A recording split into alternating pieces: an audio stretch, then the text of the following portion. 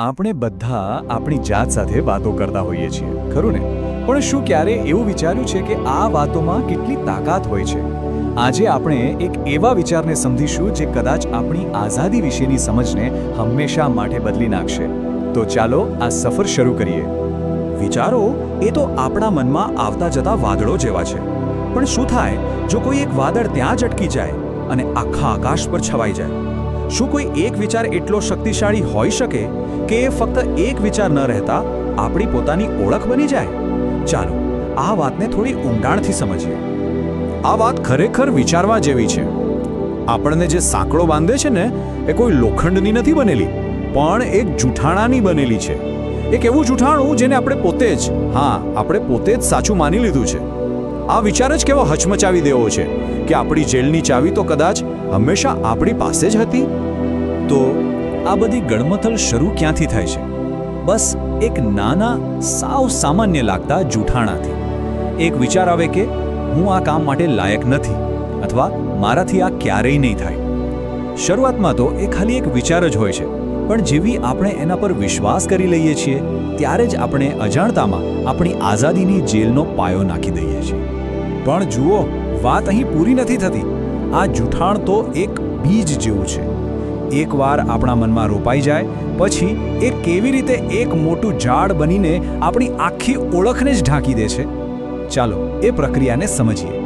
પેલી કહેવત તો આપણે સાંભળી જ છે કે વારંવાર કોઈ વસ્તુનો અભ્યાસ કરવાથી બધું જ શક્ય બને છે. બસ આ જ સિદ્ધાંત અહીં નકારાત્મક રીતે કામ કરે છે. જ્યારે આપણે એક જ જૂઠાણાને મનમાં વારંવાર ઘૂંટ્યા કરીએ છીએ ત્યારે આપણું મગજ એને હકીકત માની લે છે. એટલે હું નિષ્ફળ ગયો એ વિચારમાંથી હું એક નિષ્ફળ વ્યક્તિ છું એવી ઓળખ બની જાય છે.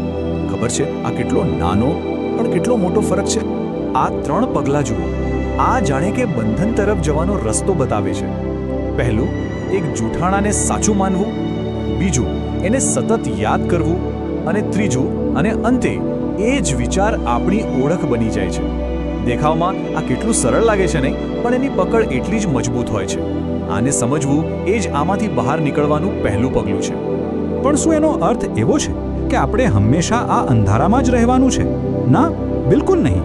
જેમ દરેક રાત પછી સવાર થાય છે એમ દરેક જૂઠાણાનો જવાબ એક સચ્ચાઈમાં છુપાયેલો છે. તો હવે સમય છે એ સત્ય પર પ્રકાશ પાડવાનો જે આપણને આઝાદ કરી શકે છે. આ વાક્યને જરા દિલમાં ઉતરવા દો. આપણો જન્મ સાંકળોમાં બંધાવા માટે નથી થયો, પણ ખુલ્લા આકાશમાં ઉડવા માટે થયો છે. આપણી રચના જ સ્વતંત્રતા માટે થઈ છે. બંધન તો એક ભૂલ છે, એક વાયરસ જેવું. પણ સ્વતંત્રતા તો આપણો મૂળભૂત પ્રોગ્રામ છે, આપણું ડીએનએ છે. અહીંયા આ 2 ચિત્રો જુઓ. આ ફક્ત 2 તસવીરો નથી, પણ 2 રસ્તાઓ છે, 2 વાસ્તવિકતાઓ છે જેમાંથી આપણે પસંદગી કરી શકીએ છીએ. એક બાજુ એ જેલ છે જેને આપણે સ્વીકારી લીધી છે, અને બીજી બાજુ એ આઝાદી છે જેના માટે આપણો જન્મ થયો છે. છેવટે સવાલ એ નથી કે આપણી સાથે શું થાય છે, પણ સવાલ એ છે કે આપણે કઈ વાત પર વિશ્વાસ કરવાનું પસંદ કરીએ છીએ. આનો અર્થ શું થયો? એ જ કે સ્વતંત્રતા એવી કોઈ વસ્તુ નથી જે આપણે ક્યાંકથી મેળવવાની છે. એ તો પહેલેથી જ આપણી અંદર છે. આપણે તો બસ આપણી ઉપર જે જૂઠાણાના થર જામી ગયા છે ને એને હટાવવાના છે. જાણે કે આપણે સોનાના બનેલા છીએ જેના પર ધૂળ જામી ગઈ છે. આપણે ધૂળ નથી, આપણે સોનું છીએ. તો હવે આપણે એક એવા રસ્તા પર ઊભા છીએ જ્યાંથી 2 માર્ગ છૂટા પડે છે. એક રસ્તો એ જ જૂના જાણીતા બંધન તરફ જાય છે, અને બીજો રસ્તો સત્ય અને આઝાદીના નવા પ્રદેશ તરફ જાય છે. હવે ફક્ત જાણવું પૂરતું નથી, હવે કંઈક કરવાનો સમય છે. હવે પસંદગી કરવાનો સમય છે. જરા વિચારો, હાથમાં એક કાંટાળો દોરડો પકડ્યો હોય જે દુઃખ આપે છે, જે આપણને આગળ વધતા રોકે છે. એને પકડી રાખવાનો કોઈ મતલબ છે ખરો? ના. તો બસ હિંમત કરો, મુઠ્ઠી ખોલો અને એને જવા દો. એ દરેક જૂઠાણાને છોડી દો જે કહે છે કે તમે સક્ષમ નથી. પણ ખાલી હાથથી કામ નહીં ચાલે. કહેવાય છે કે પ્રકૃતિને ખાલીપણું પસંદ નથી. એટલે જે જૂઠાણાને છોડી દીધા છે એની જગ્યાએ આશા અને સત્યના બીજ વાવો. સત્યને મજબૂતાઈથી પકડી રાખો.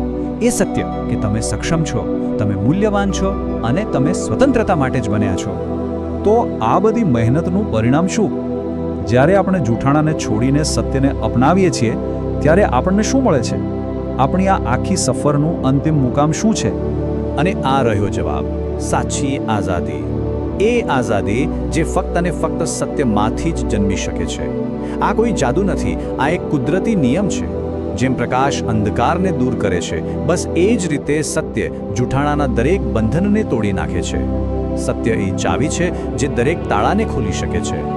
અને હા, આ કોઈ વસ્તુમાંથી ભાગી જવાની આઝાદી નથી.